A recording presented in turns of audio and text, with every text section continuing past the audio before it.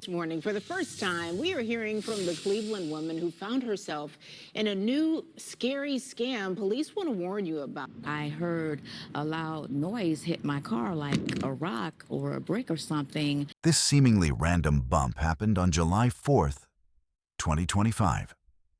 And later that night, it escalated into an unexpected and extremely frightening confrontation. This new scam isn't really new at all, but it's one that could easily spiral out of control if you or a loved one falls for it. This Cleveland woman, Cleo, chose to stay anonymous when talking with local reporter Mike Brookbank of News 5 Cleveland. After hearing a weird noise while driving, Cleo didn't pay much attention to it. She stayed on the road and kept going. The noise was not the kind of thing you want to hear while driving, but it didn't seem like an emergency that required her to pull over. However, later that night, as Cleo was getting ready for bed, a disturbing development was taking shape in front of her home. She heard a car pull up in front of her driveway. She looked out the window and saw a female and a male approaching her porch. Within moments, 2 more cars pulled up. Who were these people? And was any of this connected to that noise from earlier in the day? Cleo immediately grabbed her phone and called her brother, who was a police officer. She opened up the bedroom window from the 2nd floor and asked them what was going on. They began to tell her that her sister had their cell phone. Her sister told them she didn't know who they were and didn't have their phone. The couple told her the police were already on their way and that she needed to hand over the cell phone. Whoever these people were, they were looking to scare Cleo into compliance, suggesting that trouble was just minutes away. But Cleo wasn't interested in reasoning with these strangers. She certainly wasn't about to open her door for a friendly face-to-face chat. Instead, she called their bluff. She dialed 911. The couple didn't argue about the phone anymore. They weren't concerned. They just said, "Let's go," and got in their cars. All 3 vehicles left. The next morning, as Cleo was getting ready to go about her day, she spotted something attached to the roof of her car. Suddenly, it all started to make sense. It was a cell phone, attached with a powerful magnet. According to Cleveland police, this is a strategy that criminals are now using to target people and follow them home. A magnet is stuck to a phone and the phone is placed or tossed onto a car. The criminals then track the phone and your car directly to your home. Before you know it, they are either attempting a home invasion or trying to carjack you and take your vehicle.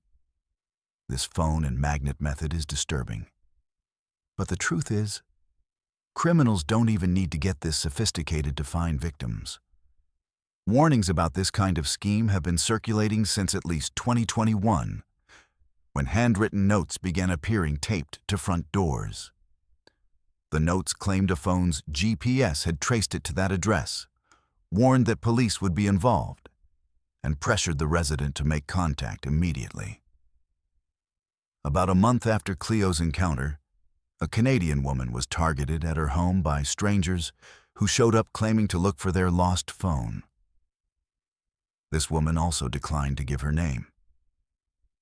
3 different people rang her doorbell, each one claiming she had their lost phone.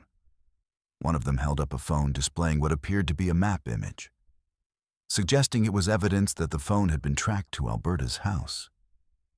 Alberta wasn't buying it.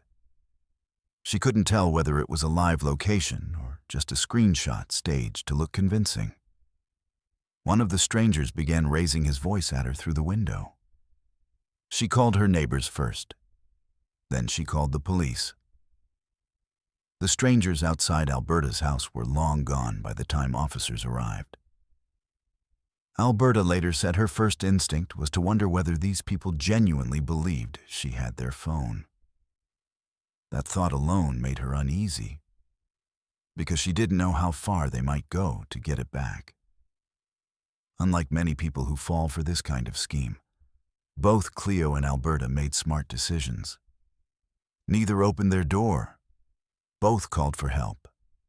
And because of that, neither became a victim. But not everyone will respond the same way.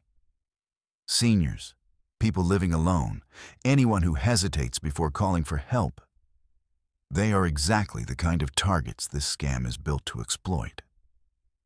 The phone on Cleo's roof was not lost. It was placed there deliberately. The strangers at Alberta's door were not looking for a missing device. They were looking for a way in. How many others have already opened that door and never reported it remains unknown. What happened to Cleo and Alberta is not an isolated incident. This scam has been running in different forms for years, and it is getting more sophisticated. A magnet, a phone, a knock at the door. That is all it takes to turn an ordinary evening into something dangerous. The people who showed up at these women's homes were not looking for a lost phone. They never were. They were looking for a moment of hesitation, a door that opened just a crack, a person willing to engage instead of stepping back. And here is the lesson both women taught us without even trying. Do not engage, do not open the door, and do not let urgency override your instincts. The moment someone on your doorstep starts creating pressure, starts mentioning police, starts demanding something immediately, that is your signal to step back and call for help. If you ever find a phone attached to your car, do not touch it. Call the police immediately and let them handle it. Talk to your family. Talk to your neighbors. Talk to the seniors in your life who may not know this scam exists. Because the people running it are counting on one thing: that you won't see it coming. Cleo saw it coming. Alberta saw it coming. Now so do you.